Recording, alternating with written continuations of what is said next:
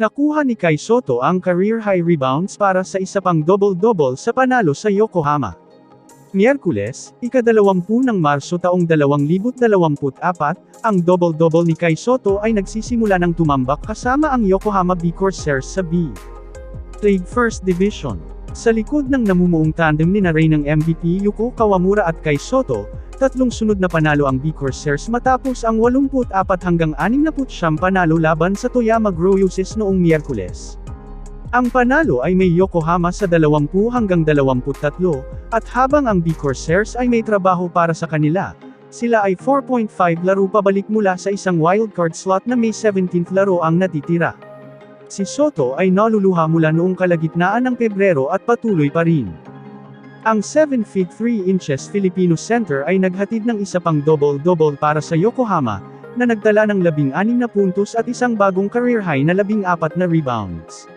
Si Kai ay mayroon ding 2 assist at 2 block para sa magandang sukat. Ito ang ikatlong sunod na double-double at ika-6 ni Sotto sa kanyang huling 7 laro. Si Kawamura, samantala, ay nagpalabas ng 21 puntos at 10 assist para sa kanyang sariling double-double. 4 sa mga barya niya ay kay Kai. Nanguna para kay Toyama sina dating PBA imports na sina Quincy Miller at Jonathan Williams, nagtapos na May 24 at 16 na puntos ayon sa pagkakasunod.